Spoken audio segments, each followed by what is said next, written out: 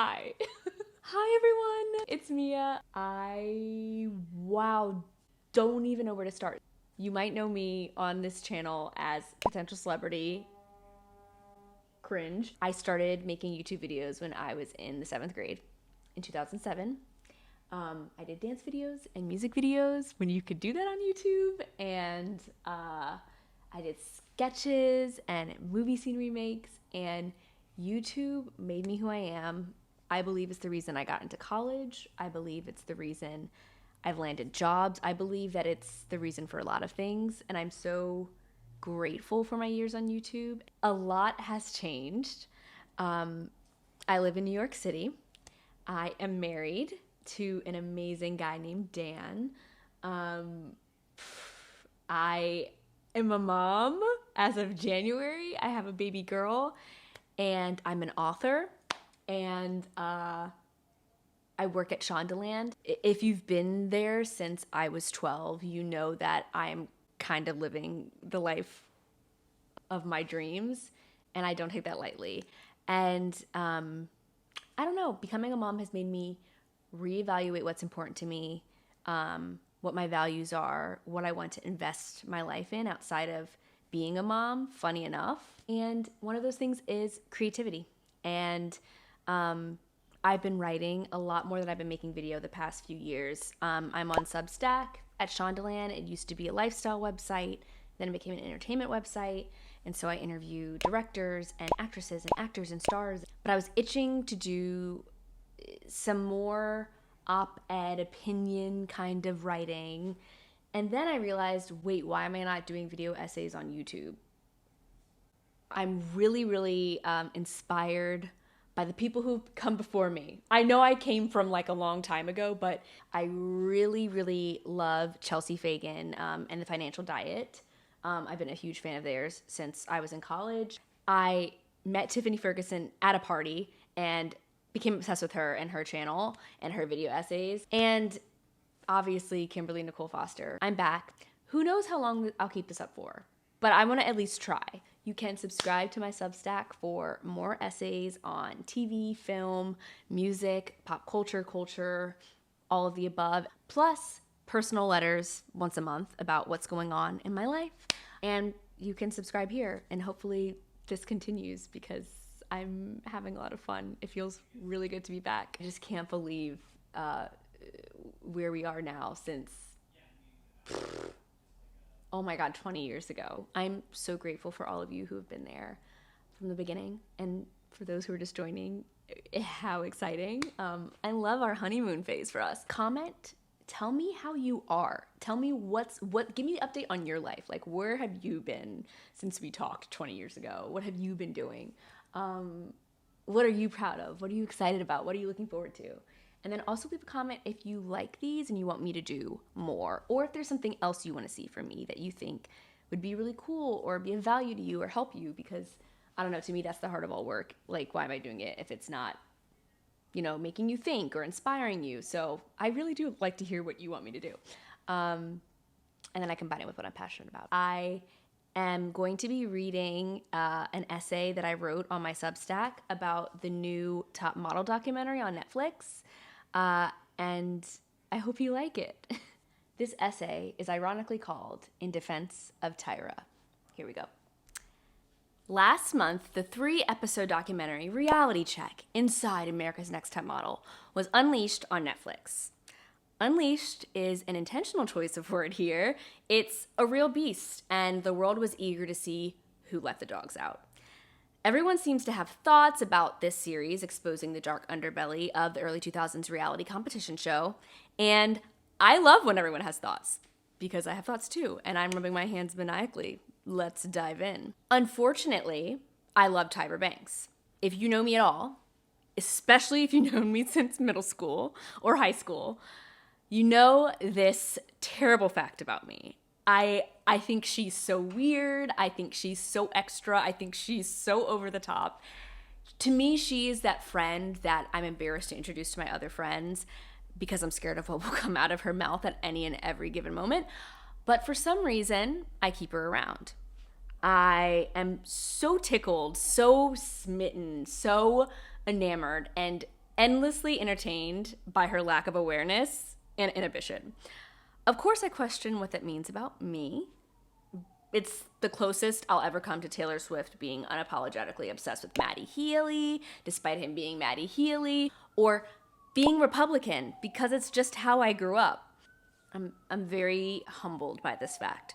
Banks created and executive produced the television program at the center of the docuseries, in which controversial challenges played out over 24 seasons, ranging from LOL, interesting, to insidious. So, the time has come, millennials. It's our generation's turn to feel bad about a cultural centerpiece we love dearly that was very questionable and, at times, problematic. Also very humbling if you allow it to be. Banks, who seems to be taking the vitriol for it all, is not without fault. I understand the reactions and responses. I really do, but we're missing the whole point when our takeaway stops there. The first layer of what I'll call the critique cake, aka what's worth exploring, is the most boring, to me, and obvious take, which is a lot of what transpired on and off camera in America's Next Top Model is LOL, not great. The second layer is the team behind Top Model, from what we're shown in the final edit of the documentary at least, has trouble taking accountability for what they said, did, and allowed to happen on the show. There was a lot of, that wasn't my decision. I didn't intervene because XYZ. And my personal favorite, it was a different time. The third and most delicious layer that I like to snack on, and the take that I don't hear enough of, is another really secret, not so secret offender that is rarely discussed in this discourse, and that's the documentary itself. If the decision makers behind Top Model are being villainized by viewers, the decision makers behind the documentary itself deserve a helping of ridicule too. Top Model is, and it always has been, full of text about how culture operated at that time in the early 2000s. We re-witness Ebony Hythe, a Black queer woman, be labeled as aggressive for speaking up and getting laughed at for the texture of her hair by stylists. We restudied Kenya Hill becoming uncomfortable next to a touchy male model during a photo shoot and getting her hand metaphorically slapped when she expressed that discomfort. We re-examined photo shoots inspired by the contestants' personal traumas, judges' comments about weight, Janice Dickinson, you deserve jail, models being manipulated into cosmetic surgery without all the facts. And my question is, where were the experts? Where were the psychologists, the sociologists, the therapists, the lawyers? Why weren't academics and specialists in human behavior and women's studies and sexuality and sexual violence and race studies being interviewed about the experiences and situations that were highlighted on the show? One of the most damning moments of Top Model, it rehashes, and this is a content warning, is when a contestant named Shandy Sullivan was filmed in the shower with a man whom she did not consent to having sex with in the act while she was blackout drunk. A second offense on Top Model's behalf, and perhaps the third, if you count not intervening as one, and then filming it, for God's sake, as two, they positioned the moment over and over again as Sullivan cheating on her boyfriend back home, and Banks helping her see her mistake, both on Top Model and again on her daytime talk show, The Tyra Banks Show. The original production got away with capturing and airing this, becoming the fourth, fifth offense, I'm losing count, because the contestants' contracts stated that if they weren't in the bathroom alone, the crew didn't have to stop filming. So they didn't. Top Model, literally actually recorded sexual violence. And in the documentary, it's still unclear that it was sexual violence because they couldn't even and didn't even say the words that what happened was sexual violence. It's insinuated, but by not giving it the proper language today, the documentary is not only irresponsible, but it's also guilty of the same haphazardness the original show displayed. Because of this, young people are going to walk away from the docuseries not sure exactly how to define what happened. I was talking to old friends about watching that episode in 2004, and I don't remember the episode. I was in 4th grade when it aired, but many of my friends remember believing Sullivan was cheating on her boyfriend and was evil and should have been punished for what she did. I mean, how dangerous is that? Banks wasn't there when the transgression happened, and it obviously wasn't her idea to film it, But her response to the atrocity today, like in the documentary in 2026, was, "It's a little bit difficult for me to talk about production because that's not my territory." A terrible response. "That was awful. I can't believe that happened," would have been probably a better starting point. Even worse, not to rank atrocious responses, but I'm definitely ranking atrocious responses, is top model executive producer Ken Mock. And this is a direct quote: "No matter what happens when you're on camera, we're going to document it." Where were the follow-up questions from documentary producers about their decisions and actions? Ken Mock is the smallest man who ever lived. He deserved prison, but he won't get time. The documentary had the chance to be a productive thought starter about legal protections for reality television contestants and what microaggressions look like in the workplace, or teaching viewers about trauma responses. But it didn't. It didn't do any of that. It's crazy to me to leave all of that out of a documentary.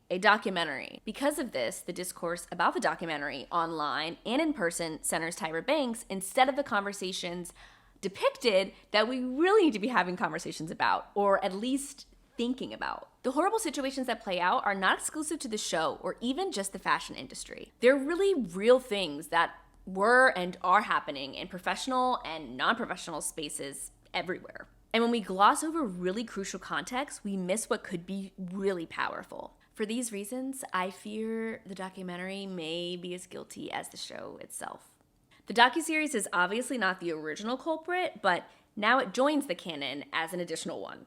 With no real meaningful exploration of the psychology, the sociology, the language, history, or culture surrounding each transgression it depicted, it's no better than its subject by chasing the exact same reaction, which is shock value. But then again, maybe that's what we, the great we, watch for, whether we want to admit it or not. So, is Tyra the villain? On to why Tyra Banks is taking the heat for it all by the public, which is also more interesting to me to explore than the show's obvious missteps.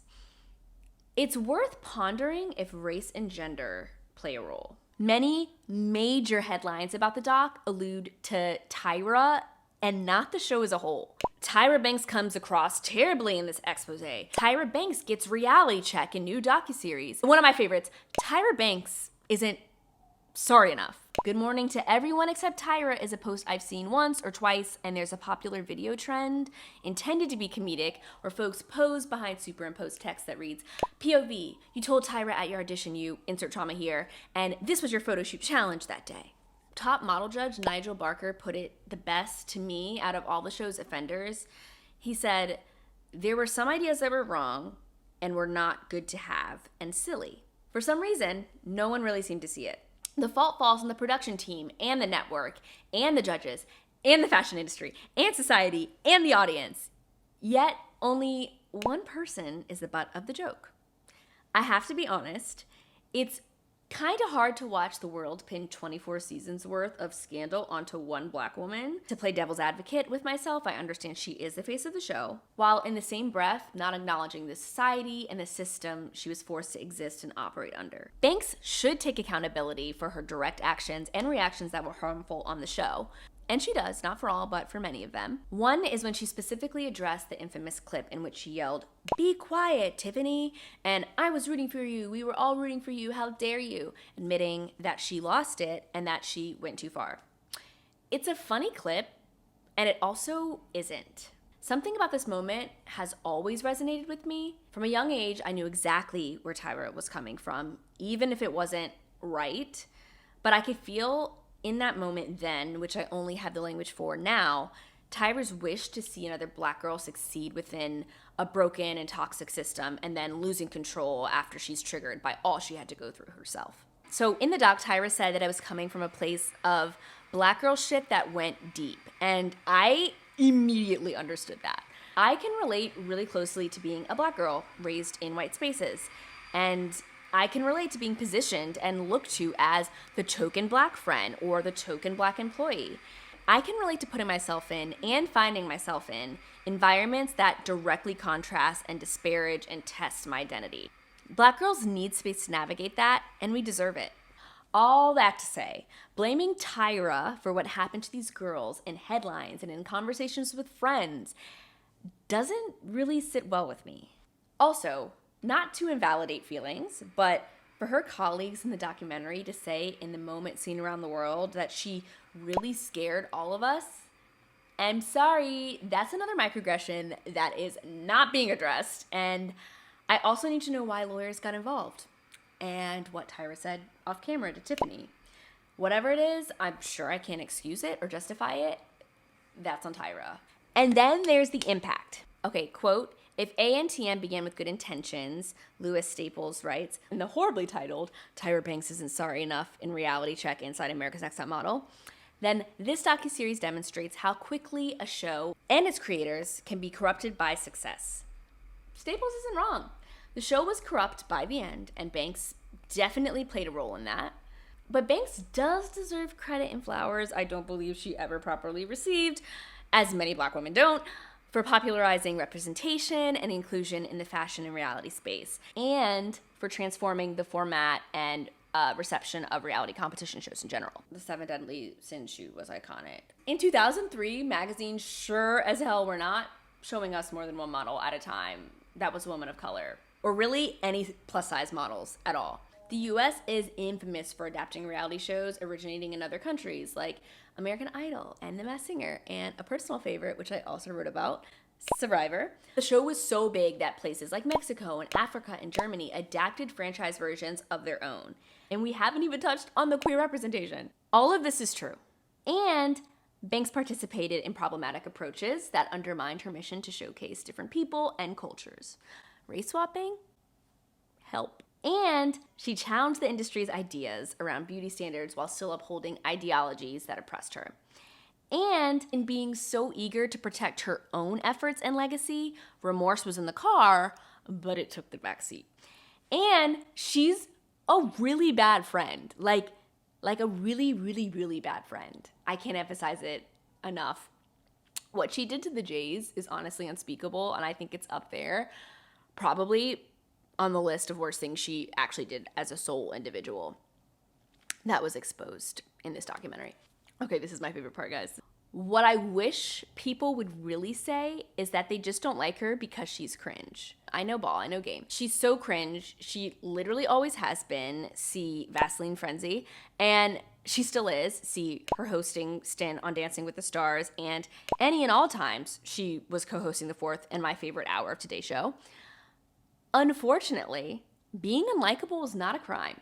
Just admit that you don't like awkward, ambitious women and go. It's not the first time a celebrity woman who is kind of annoying has become suddenly, intensely, widely disliked for sometimes something and sometimes nothing. If you look at any continual offenders, see Meghan Markle, Anne Hathaway, Taylor Swift, respectfully, Blake Lively, disrespectfully, how annoying they are as people directly influences how harsh the backlash is. It's extra easy to pin it on Banks in this scenario because people don't really like her anyway, or they find her cringe. So what to take away? One part that I keep turning over in my head is when top model judge Jay Manuel says about the show's transgressions, "It was not my place to say something." Part of me thinks this is a cop-out, yet another instance in the documentary where someone could have taken better accountability for their involvement. But the other part of me knows there's a truth there, that one half of the problem is that people feel like they can't say something seems wrong, especially in the workplace. The other half is apathy. Like Manuel, we excuse ourselves for feeling this way and allow questionable things to happen. All the time. Why do we live in a culture where people feel this way and think it's okay to feel this way? How can we realistically change that? And who can change that? The horrible situations that play out are not exclusive to just this show or even just the fashion industry. They're very real things that were and are happening in professional and non-professional spaces everywhere. I also keep thinking about Hill's vignette when the contestant was asked by the judges why she stopped the photo shoot when experiencing sexual harassment, and her response was, "I thought to myself, what would Tyra do in the situation? Why was Hill doing the same, not viewed by her superiors as acceptable?" Banks goes on to do what she believed was encouraging Hill at that time, suggesting that in the future she should tell touchy male models to back up in a funny way. That way it doesn't put static in the air because then that makes you more uncomfortable. To me, this is more depressing than infuriating. How can we minimize having to teach people to protect themselves / survive in toxic and professional settings? In fact, how can we get rid of toxicity altogether? That would be nice. But I do want to note, in the docuseries, Banks retroactively admits that in that moment, Hill deserved more. Direct quotes from the show's executives in the docuseries, like Mock's, "No matter what happens when you're on camera, we're going to document it," and "Good television is good television," is just a peek into one of the many reasons why I left working in Hollywood directly. Excuse me. I consider myself adjacent now, with opportunities to explore television film, like what I'm doing here. Making content with integrity is super hard to come by, and Top Model is no different. But clearly, neither is the documentary about it. If done correctly, this docuseries could have been a really commanding case study in power, especially power at work. It could have been the blueprint for how to take ownership of and apologize for the past. Instead, it falls short. In another 20 years, I hope we're shameless enough to accept what's wrong with what we're saying and doing today, and that we have the courage to confront it, apologize for it, and then fix it. Ideally, we'd all do this together. As for me, I won't defend Tyra, but I also won't blame her. Thank you so much for watching and or listening. Again, my name is Mia B. Nolan. I'm a writer by day and by night, and I currently live in New York, and I write an entertainment, music, and culture newsletter. Right now, this may be changing soon, but it's called In Deep with Mia Brabham Nolan, and you can subscribe for free to receive all the posts, but you can also become a paid annual member to support my time and work and get a few fun perks. I want to know what you thought of the documentary, so leave a comment below. As always, all silly little opinions are my own. Thanks for watching, reading, listening, all the above. I'll see you next time. Bye.